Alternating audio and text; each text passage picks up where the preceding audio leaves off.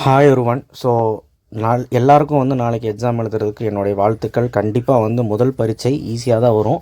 எல்லாருமே பார்த்திங்கன்னா நாளைக்கு ஒரு 95க்கு மேலே எடுக்கணும்னு என்னோடய ஆசை. 100க்கு 100 மதிப்பெண்ணும் எடுக்க முடியும். ஸோ எழுத்துப்பிழை இருந்தாலும் பரவாயில்ல, கொஞ்சம் உங்களோட இந்த கண்டென்ட்டை விட்டுறாதீங்க, நல்லா எழுதுங்க. ஓகே, இது ஒரு பப்ளிக் கொஸ்டின் பேப்பர் மாதிரி வினாத்தாள் அப்படின்னு நினச்சிட்டு இருக்கீங்க. இது கவர்மெண்ட்லேருந்து அஃபீஷியல் ஒரு மாதிரி வினாத்தாள் தான் இது. ஸோ அதனால் இதே மாதிரி தான் இந்த வருஷம் பப்ளிக் கேட்கப்படும். ஏன்னா சிலபஸ் மாற்றப்பட்டது, அதனால் பழைய கொஸ்டின் பேப்பர் காட்ட முடியாது. அதனால் அந்த கவர்மெண்ட்டோட அஃபீஷியலோட நம்மளுடைய ஒரு கொஸ்டின் பேப்பர், ஓகேவா, மாதிரி வினாத்தாள். ஸோ 1 மார்க்கை பொறுத்த வரைக்கும் எல்லாமே பார்த்திங்கன்னா புக் பேக் கேட்க மாட்டாங்க. இப்போ இந்த பாடலே பார்த்துக்கோங்களேன். பாடல் கேட்டுட்டு இப்பாடல் இடம்பெற்ற நூல் எது, ஆசிரியர் எது, அமைந்த அடிமோனை கேட்குறாங்க, எதிர்ச்சொல் கேட்குறாங்க. பார்த்தீங்களா, எதிர்ச்சொல் கேட்பாங்க, இல்லை அறிஞ்சொல் பொருள் கேட்பாங்க, எந்த மாதிரி பொருள் எழுதுங்கன்னு எது வேணாலும் கேட்பாங்க. ஸோ அதனால் நான் என்ன சொல்கிறேன்னா, இதுக்கான பிடிஎஃப் உங்களுக்கு 1 மார்க்கோட பிடிஎஃப் இப்போ ஜஸ்ட் ஒரு 7 o'clock மேலே உங்களுக்கு கிடைக்கும். ஸோ அது அது ஒரு video 15 out of 15 video. So அது 1 மார்க் அது படிச்சினாலே போதும், சரிங்களா. மீதியெல்லாம் படிச்சிருப்பீங்கன்னு நினைக்கிறேன். அதனால் நீங்கள் எடுத்துடலாம். ஓகே, அடுத்து 4x2 2, இது எந்த பிரச்சனையும் இல்லை. வினைக்கற்ற விடையும் குறள் அதாவது கம்பல்சரி எழுதிடுவீங்க. ஏன்னா கம்பல்சரி தானே. முதலியலில் செல்வளத்தை அப்படின்னு சொல்லிட்டு சொல்வளத்தை உணர்த்த உதவும் அப்படின்னு சொல்லிட்டு அது ஈஸி.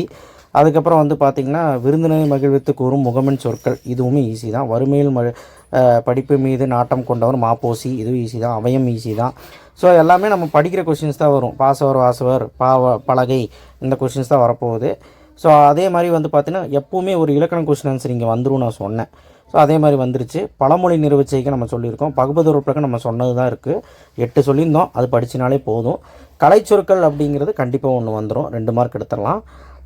இங்கே நான் திரும்பவும் புறத்திணை எதிர்த்திணை, இதுவும் இலக்கண கொஸ்டின்ஸ் தான், இதுவும் புக் பேக் தான். ஸோ இலக்கண கொஸ்டினே உங்களுக்கு 1 2 வந்துடுறதுனால உங்களுக்கு பெருசாக பயிற்சியில் ஒன்றும் பார்க்குறக்கு அவசியம் இல்லை. ஏன்னா ஆல்ரெடி பாருங்கள், இங்கேயே 3 எழுதியாச்சு, 4 எழுதியாச்சு. அதுக்கப்புறம் என்ன வேணும்? லாஸ்ட்டாக மரபு தொடரும் சொன்னது தான். ஸோ அதனால் இது பிரச்சனை கிடையாது. அடுத்து 2x3 6 சிறுவினா. எந்த சிறுவினா அப்படின்னா உரைநடை சிறுவினா. உரை பற்றி கொடுத்து எழுதியது எப்படி எல்லோரும் அட்டன் பண்ணிடுங்க, எந்த பிரச்சனையும் கிடையாது. சங்க இலக்கிய காட்டுங்கள் அறங்கள் படிச்சுக்கோங்க. தமிழ் மொழிக்கு கலைஞர் செய்த சிறப்புகளுள் நீங்கள் அறிந்து கொண்ட 2 எழுதுக. ஸோ இது ரொம்ப முக்கியமான கேள்வி. அடுத்தது செய்யுளில் தமிழெண்ணை வாழ்வதற்கு சேர சோழ பாண்டியன் தலை கொடுத்தனும் தலைநகரம், அதுவும் கேட்பாங்க. ஸோ அதில் நம்ம நிறைய எக்ஸ்பெக்ட் பண்ணலாம், ஓகேவா. இது காசி காண்டம் கேட்டிருக்காங்க. ஸோ அதனால் ஃபஸ்ட்டு 4 படித்தாலே நம்ம எழுதிடலாம்.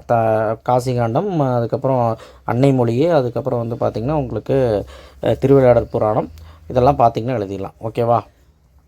அடுத்தது அதாவது ஃபஸ்ட்டு 4, சரி எதாவது சொல்ல மட்டும்தான் மன்னிச்சுங்க, ஃபஸ்ட்டு 4. ஓகே, அடுத்து பார்த்திங்கன்னா கண்டிப்பாக இந்த செஷனில் எல்லாத்துக்கும் மார்க் போகுது. அழகிடுதல் ஒரு வேளை டவுட்டாக இருந்ததுன்னா நான் சொன்ன மாதிரியே அந்த 3வது இயல் இருக்க குறளும் 5வது இருக்க குறள்லேயும் நமக்கு என்ன வந்துருச்சு, அந்த புக் பேக் சிறுவினால் இருக்கக்கூடிய வஞ்சப்புகழ்ச்சி அணி ஊமை அணின்னு ஒன்று இருக்குது, அது பார்த்துருங்க.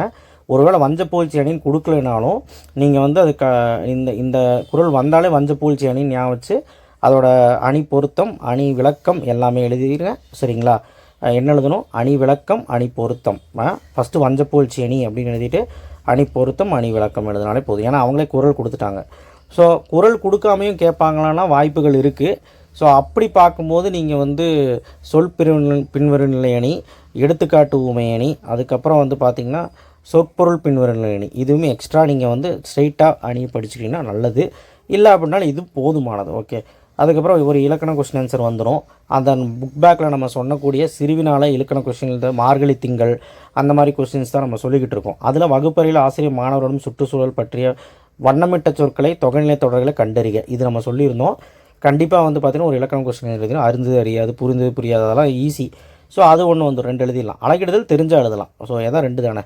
ஒழுக்கமுடைமைன்னு கேட்டால் கருணையின் தாய், அதுதான் சொன்னேன், எது வேணாலும் இதில் கேட்கலாம்.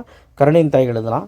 மாவட்ட அளவில் மரம் இயற்கை வரம், உங்கள் தெருவில் மின்விளக்கு வசதி பலந்தடைந்தது, அது கேட்டிருக்காங்க. ஸோ ரெண்டுமே நம்ம சொன்னது தான். காட்சியை கண்டிக்க வினர் நீங்கள் ஓனாவே 10 லைன் எழுதலாம். நானே அந்த பிடிஎஃப் கொடுத்துருந்தேன் போன வீடியோவில், நிறைய பேர் அது பார்க்கல. அந்த வீடியோ பார்க்குறாங்க, டிஸ்கிரிப்ஷன் பாக்ஸில் கொடுக்குறேன். அண்ட் படிவம் கண்டிப்பாக பார்த்திங்கன்னா ஒரு நல்ல படிவம், நூலக உறுப்பினர் படிவம்னு அவனே கொடுத்துருக்குறான். நீங்கள் படிவத்தில் பேர் யூஸ் பண்ணிக்கிறதா நீங்கள் யூஸ் பண்ணணும், சரிங்களா. படிவம் பொறுத்த வரைக்கும் பெருசாக ஒன்றும் கஷ்டமாக இருக்காது, அது எழுதிக்கலாம். அடுத்த வானொலி அறிவிப்புன்னு சொல்லிட்டு நிற்காத தக்கலை இப்படி கேட்டுட்டாங்க. ஆனால் நம்ம என்ன சொல்லியிருந்தோம், நீங்கள் வீட்டிலையும் பள்ளியிலையும் என்ன செய்வீர்கள், அதுக்கப்புறம் இன்சொல் தீய சொல், அதுக்கப்புறம் வந்து பார்த்திங்கன்னா நாம் செய்ய வேண்டிய 5 அறங்கள், இது மட்டும் பார்த்தா போதும்னு சொன்னோம். போதும், இருந்தாலும் இதையும் நீங்கள் கண்டு வச்சுக்கோங்க. ஏன்னா கவர்மெண்ட் கொஸ்டின் பேப்பரில் கேட்டதுனால வந்திருக்க வாய்ப்பு இருக்குது. இது என்ன சொல்கிறாங்கன்னா, உங்களோட இந்த மாதிரி பிரச்சனை ஆகும்போது உங்களோட வரிசைப்படுத்தி உங்களோட எண்ணங்களை எழுத சொல்கிறாங்க. நீங்கள் எப்படி இது பண்ணுவீங்க, செயல்படுவீங்கன்னு ஒரு 5 பாயிண்ட் இப்போ என்ன பார்த்து வச்சுக்கோங்க.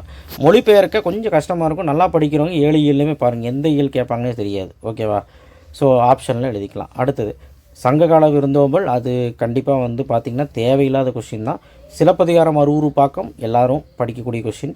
அன்னமையா பாய்ச்சல், ஃபஸ்ட்டு 4 கதை படிச்சிருந்திங்கன்னா எழுதிடலாம். பிரம்மம், அன்னமையா, பொயிலவர் தோணி, மேரிஜன் கதை படிச்சிருந்தாலே எழுதிடலாம். அதுக்கப்புறம் இது வந்து பார்த்திங்கன்னா உங்களுக்கு 8 மார்க் கேள்வி வந்து குமரிக்கடல் கலைத்திருவிழா படிச்சுட்டு பள்ளி ஆண்டு விழா நூலகம். நான் இந்த சொல்லியிருந்த இது 8 மார்க்கில் மதிப்புரை. ஸோ இதுவுமே நீங்கள் எழுதலாம். இதுவும் இது 3 படிச்சுன்னா கண்டிப்பாக 1 எழுதிடலாம்.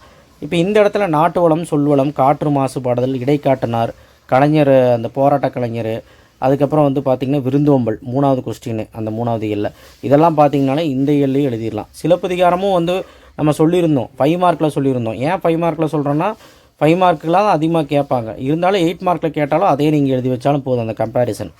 ஓகேவா? ஸோ நாளைக்கு இந்த மாதிரி தான் வரப்போகுது, இதை விட ஈஸியாக வரப்போகுது. ஸோ அதனால் தயவுசெய்து இந்த பிடிஎஃப்பும் நான் டிஸ்கிரிப்ஷன் பாக்ஸில் தரேன், நீங்கள் இந்த மாடலை பாருங்கள். அண்ட் தயவுசெய்து நல்லா வந்து ப்ரிப்பரேஷன் இருப்பீங்கன்னு நினைக்கிறேன். ஸோ பேனிக் ஆக வேண்டாம், ஈஸியாக தான் வரும். எல்லாருமே சென்டர் படிப்பீங்கன்னு நான் நம்புகிறேன். தேங்க்யூ. லைக் பண்ணுங்கள்.